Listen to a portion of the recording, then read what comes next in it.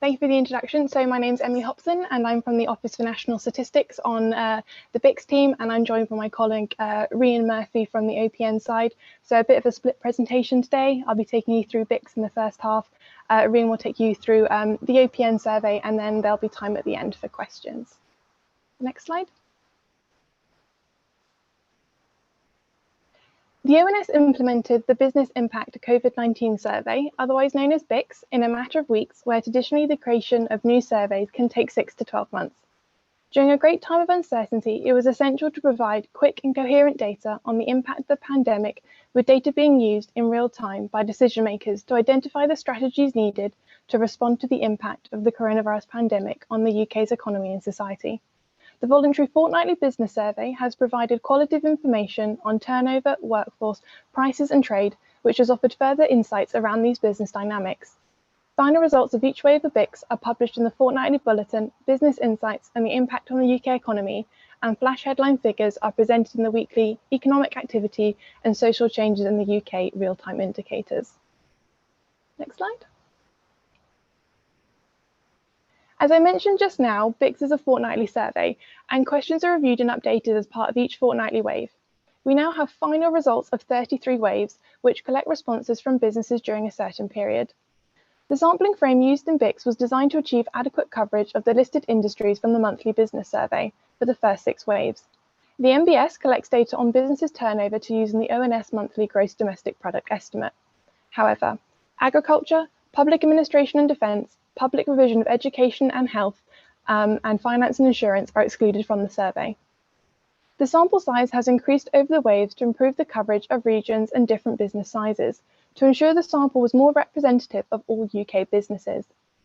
The sample design for Wave 7 of BIES was reviewed and refreshed and went live from Monday the 15th of June for the 2-week period. The questionnaire went up to approximately 24,000 businesses from Wave 7 onwards. This sample redesign improved our coverage of the smaller sized businesses. This redesign also led to businesses being sampled independently. However, there's still a strong overlap with the NBS sample, especially with the larger sized businesses. However, in Wave 17, we increased our sample size again to over 39,000 businesses. This increase will allow us to further break down the industry data and provide more granular regional data. This is to meet users' needs to better understand the impact of local lockdowns. Next slide. The BIES results and outputs have received wide coverage from organisations such as the Bank of England, Office for Budget Responsibility and National Institute of Economic and Social Research. Coverage also extends to the news and media, where BIES is quoted on a regular basis. While extensive user consultation about the questionnaire topics was not initially possible due to early time constraints, over the course of the different waves of BIES, ONS has worked closely with policy and analytical leads in government departments to help identify priority topics for new waves of the BIES. These have included conversations and user requirements from BIES, Department of International Trade, Cabinet Office, and the devolved administrations. ONS also utilises a microdata approach through the Secure Research Service, where academics and accredited institutions can work on the confidentialised BIES data from all the waves. This has allowed detailed policy questions specific to user needs to be addressed in a secure research environment. Next slide. The earliest iterations of BIES focused on financial performance during the pandemic, such as the impact on turnover, prices and trade, compared to normal circumstances, and operational performance relating to the workforce, for example, whether workforce size had increased or decreased and what percentage of the staff were working remotely or off sick with coronavirus. Questions covered actual performance in the last 2 weeks and also expected performance in the next 2 weeks. New questions were added and refined over time. For example, when the UK government announced the introduction of various schemes and initiatives designed to support businesses and the workforce, questions were developed to capture uptake and issues at the UK level, as well as uptake for each country within the UK. The question bank of all the BIES questions for each wave is made publicly available, and with only a 2-week window to agree content, design questions, and build and test the survey before it goes live, we've had to adapt our standard questionnaire design process. Next slide. Thank you. With working on a fortnightly survey and publication round, we have a very rapid production timetable, and an example is on the screen now. So using waves 16 and 17 as an example. A new wave goes live on the Monday, so wave 17, and final results of wave 16 are run, and the following are published on the Thursday for wave 16. A detailed data pack, including industry, size band, and regional breakdowns averaging 100 plus tabs, and a bulletin of roughly 20 pages long, including tables, charts, and chart packs. For wave 17, we produced first rapid estimates after 3 days, response for early sight on Thursday. A separate slide deck is created to summarise impacts and circulated across government. After wave 16 is published, confidentialised microdata is uploaded onto the SRS. Then on Tuesday in week 2, a second estimated is created to publish on Thursday in a faster indicators publication. Before on Wednesday, more detailed initial estimates are circulated across government and slides are revised, before starting the whole process again by drafting the wave 17 bulletin for the next week on the Friday. Throughout this time period, the BIES team respond to ad hoc requests from government departments. Next slide. BIES was designed to give an indication of the impact of the pandemic on businesses and a timelier estimate than other ONS monthly or quarterly surveys.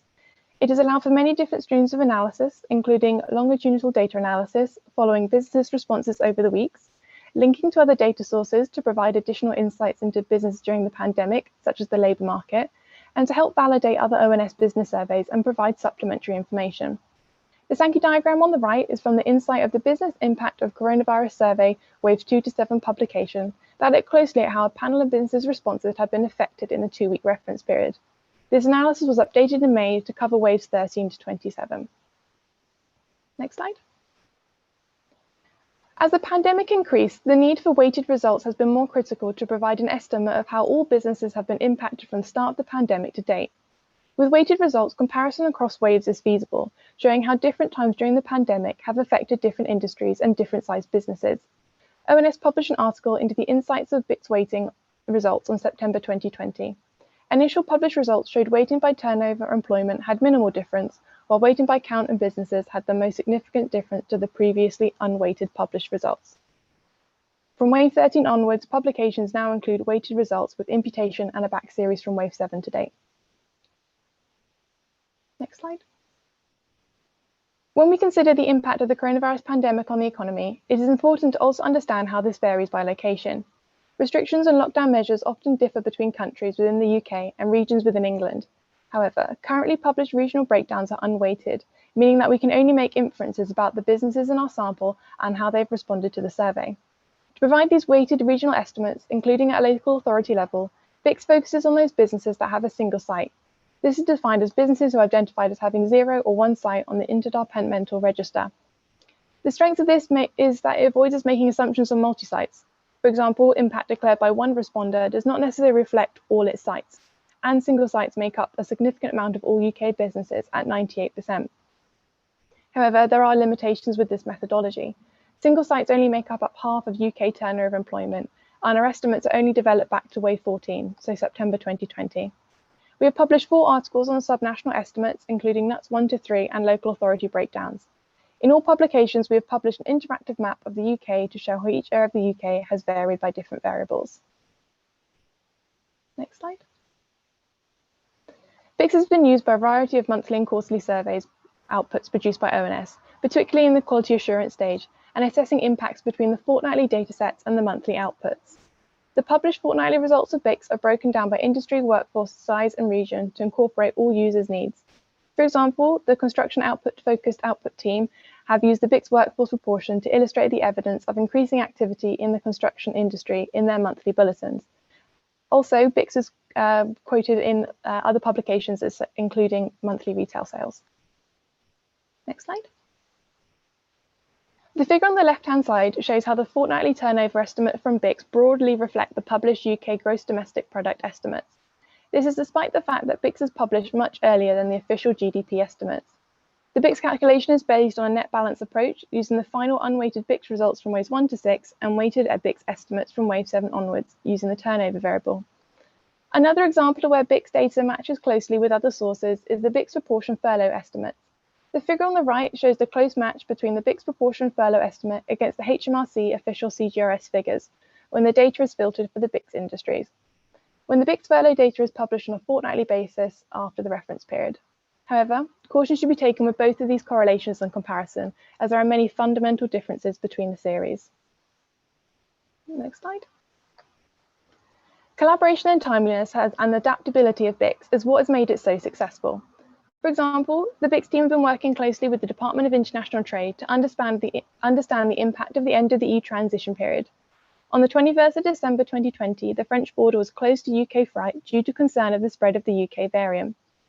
The Department of International Trade wanted to measure the impact of this on UK businesses.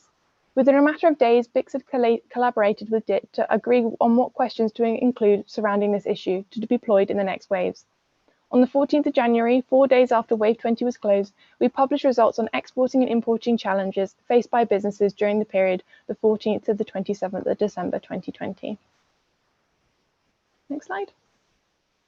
The name Business Impact of COVID-19 Survey was chosen in March 2020, with no understanding of how long the pandemic would last or the impact the data collected from it would have on policymakers, government departments, and users. After seeing the success and timeliness of BIES, there were requests from a range of stakeholders to add additional questions surrounding a wide range of topics, including the end of the EU transition period. This meant that the name of the survey did not reflect all aspects of the questionnaire. So from Wave 24, the survey name changed to the Business Insights and Conditions Survey. As you can see, the acronym of BIES has stayed. The survey was known from this acronym, and there are also so many acronyms out there. Why create a new one? Next slide. Working closely with our stakeholders allows us insight into how the data is being used and the policy decisions it has helped shaping. BIES has been greatly praised since its creation in March 2020, with comments such as gold figures and invaluable from stakeholders including the Chancellor and Jonathan Haskell from the Bank of England. Results from BIES have helped shape policy decisions and is included in many government dashboards that are used in governmental briefings. The timeliness of BIES has allowed us to use the data to help forecast and model official statistics. For example, BIES data on furlough was considered in decisions on the extension of the furlough scheme. BIES is seen frequently and quoted in the media. For example, BIES data on the risk of insolvency was quoted, and an article on the impact on the pandemic on pubs was released by the BBC following an article published within the ONS using BIES data. Next slide. Just to sum everything up on BIES then. The UK's BIES has provided business-led evidence to support both the regular, ongoing, traditional monthly and quarterly statistical outputs in a quality assurance capacity, but it's also enabled more timely estimates of economic activity to form part of the evidence base for high-pressure policy decisions. The BIES questionnaire has shown itself to be sustainable over time. This survey will therefore continue, at least for the short to medium term, continually adapting to the ever-changing economic picture. We continue to explore the potential for further development in BIES and consider what future requirements may be needed by stakeholders.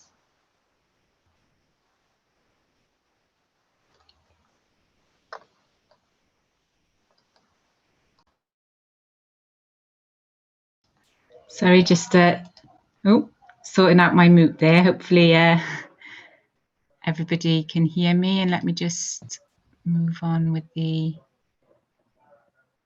OPN side. Oh, okay. Hopefully that's, we've started from the start. Sorry, let me just whiz through. Great technical thing there. Okay. So hello, everybody. I'm Rhiann Murphy, and I lead a lot of the analysis that comes from our Opinions and Lifestyle Survey, or OPN we call it. So this is really the sort of social side of what Emily just described from the economic side of things. So we have a household survey, and to give some background, this survey was already established pre-pandemic. So we already had an online survey called the OPN, which was really handy during these times that we were already online, and we surveyed households in Great Britain to cover a range of topics, really. So we called it an omnibus survey, in that it covered quite varied range of things such as people's smoking habits and cancer awareness and internet access. And this was a monthly survey at the time. So we collected data over 8 months, covering a sample. So we sampled approximately 2,000 adults, and this was defined as people aged 16 and above, and gained just over 1,000 responses. So we did, so this sample was representative of the GB population. We weighted up the sample, and at that time it was still timely and relevant. So we had about a 14-week turnaround.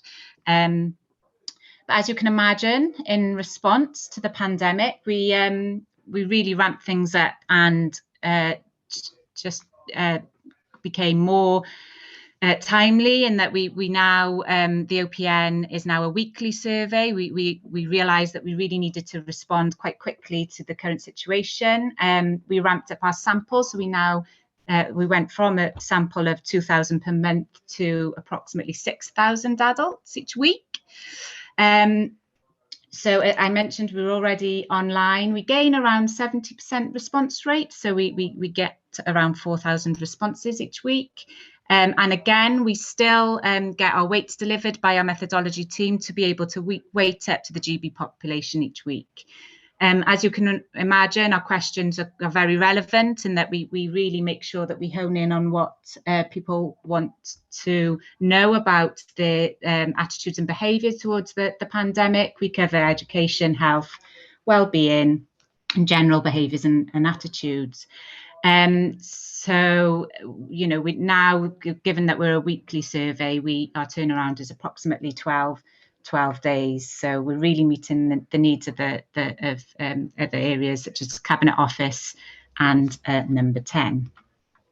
So just really quickly, so the end-to-end weekly process. So we work on a weekly survey, but we're really thinking about 3 weeks at once. So we're planning sort of 2 weeks ahead with our questionnaire design, while the current week is data collection has started, and then we're also planning our analysis for our publication. So you can see there we've got OPN 66. So we've actually planning our 66 weeks worth of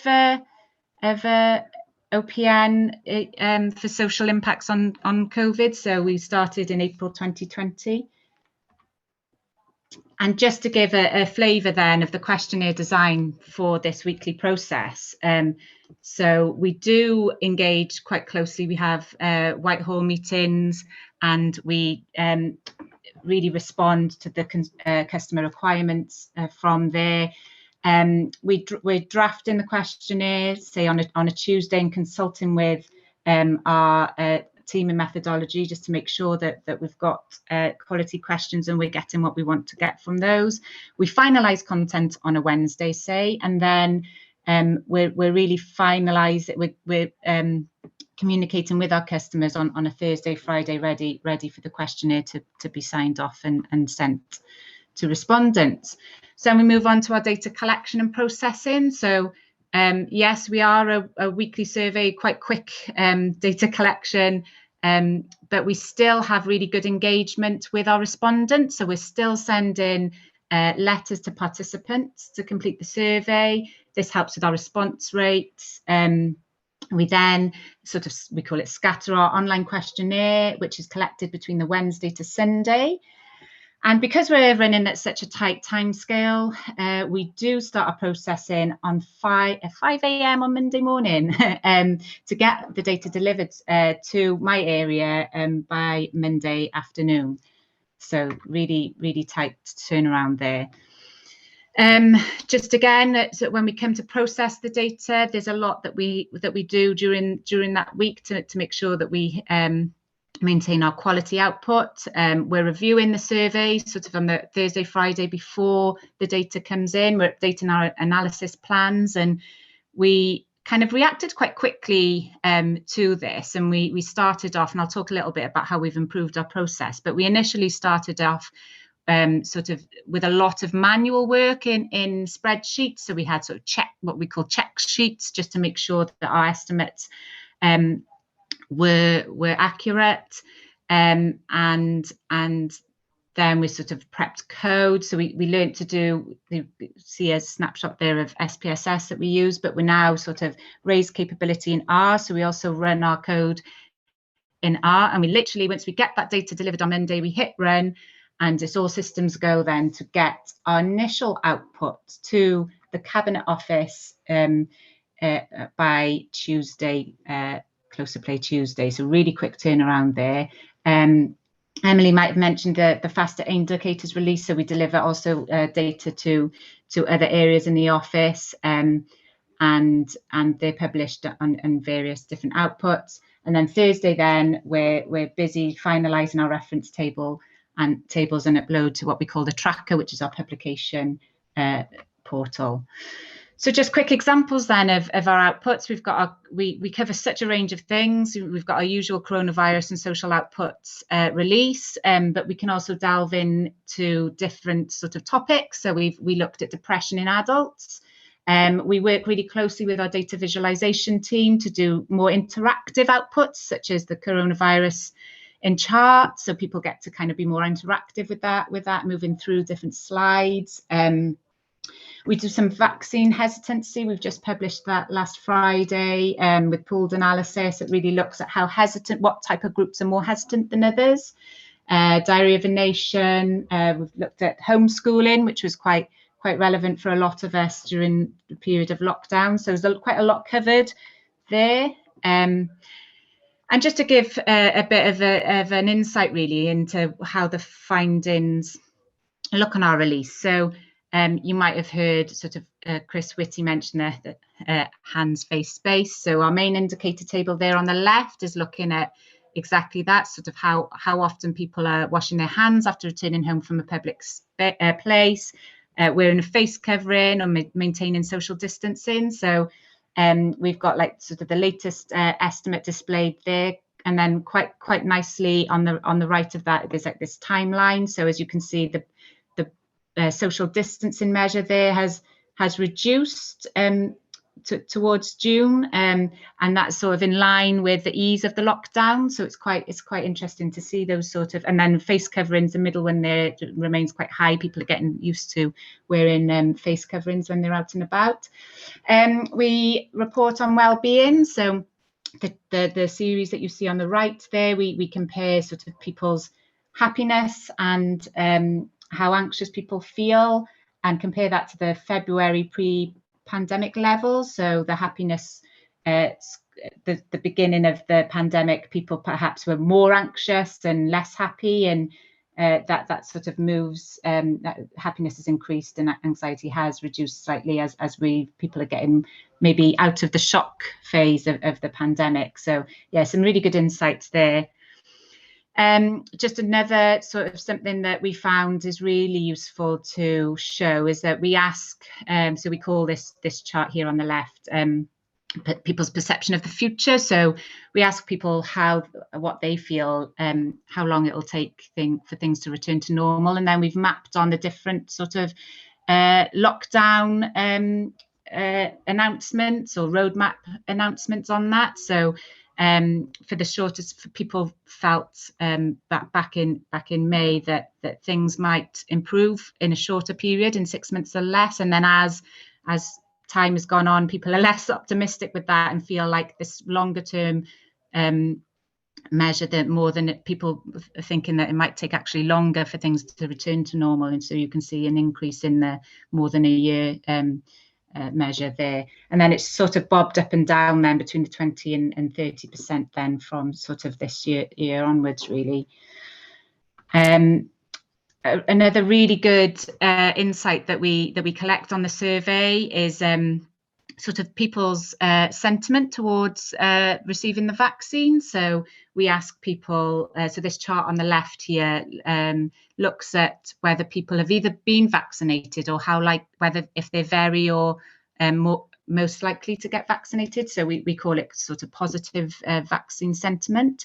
And as you can see at the beginning of the vaccine programme, people, especially in younger age groups, is split by different age groups, were less sort of positive about the vaccine, and perhaps as time's moved on, and that has increased, and people become more sort of have more positive vaccine sentiment there.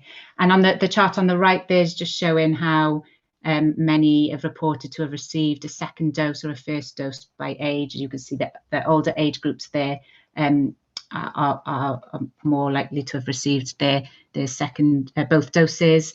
So it's interesting to see those bars sort of move week on week. And in terms of impact then, so as you can imagine, a lot of the compliance measures, the hand, face, space is very impactful. We do have a data feed, or did have, to number 10 for their briefing. So you can see Chris Whitty there again, commenting on the data, and also sort of other quite a range of different media coverage there, commenting on the OPN. So much so that I thought I'd show another slide with quite a lot of headlines there, but you know, it's quite interesting to see that people really look at the data.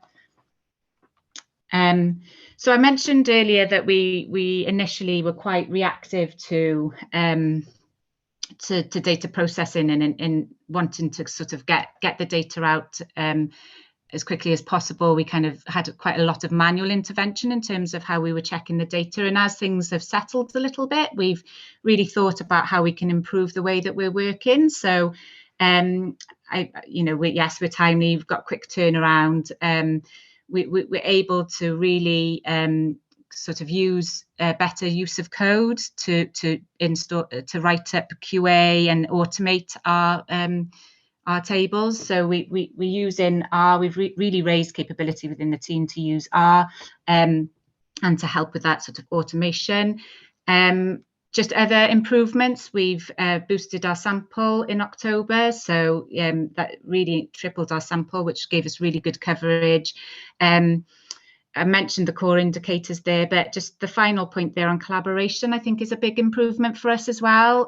We've collaborated not just externally to other government departments, just across the office to really make this achievable with our methodology department, our data collection team. We're really working so much really closely with these areas to provide these estimates.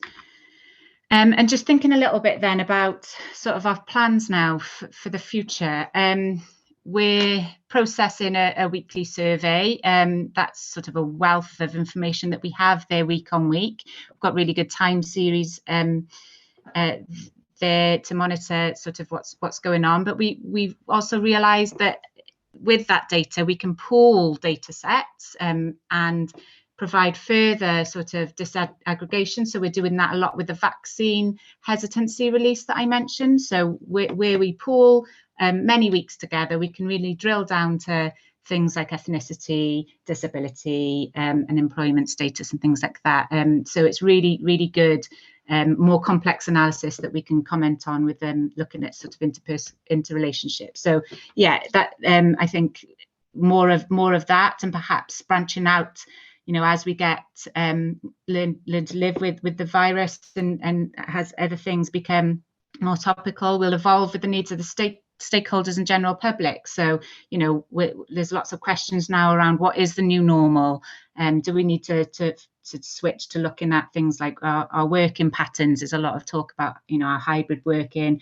Are we going to be working from home, in the office? There's so much at the survey.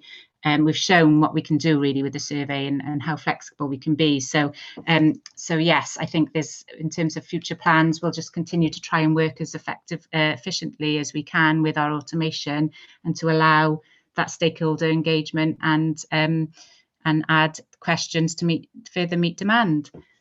So that's a quick tour of the OPN, and I'll open it up for both Emily and I with any questions. Thank you. Great stuff. Thank you very much. And as I said at the beginning, there's, the ONS's efforts during the pandemic have been kind of blisteringly good in so many dimensions, and this is definitely one of them. There's a number of questions you've got from the audience. I just wonder if it's possible for Emily and me to put your cameras on so our colleagues can see you. Hello. So first question, there's a lot of interest around kind of technicalities of how this was done. So perhaps the first one would be around, how did you stand up the survey in 2 weeks? And was this enabled by use of an existing sample frame? Is that for BIES or OPN, or more of a combined approach? I think more combined.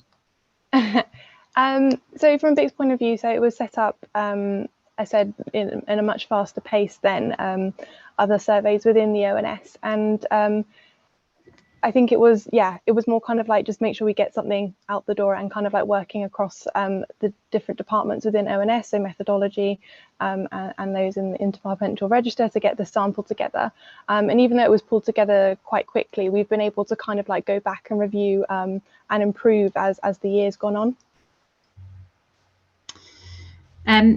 Yeah, I mean, yeah, similar to similar to that for the OPN, we were just, I guess, really lucky to be able to draw on what was already in place within the office. So we were already working with a good sample frame from the labour force survey, and just were able to really ramp up with that and draw on the expertise that we already were linked up within our methodology department. So yeah, we lucky really that we could respond really quickly with that.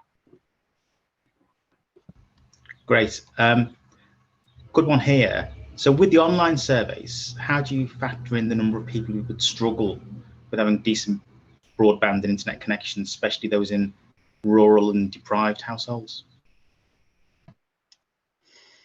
So quickly from the OPN side of things, then we allow for a certain amount of data to be collected via telephone, and it's very a small proportion. We have the majority that is collected online, but we do have the facility to be able to contact people outside of that, and we just data entry it in then for us. So yeah. Emily?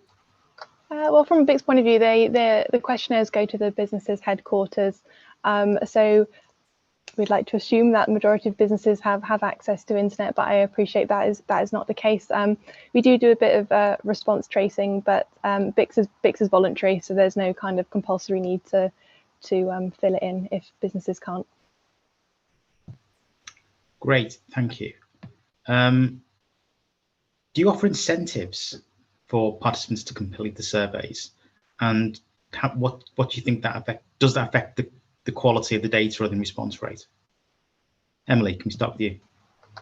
As I mentioned just now, BIES is voluntary. We encourage businesses to fill the survey in. So as you might have seen on some of the earlier slides, we have an average response rate for about 25%, which I feel for a voluntary survey is not bad with a very large sample size. So we don't necessarily have incentives. It's more just encouraging users to fill it in, and then also providing that support where needed if they are possibly stuck on a question and not sure how to answer it. So we offer support where need be, but there's no incentive.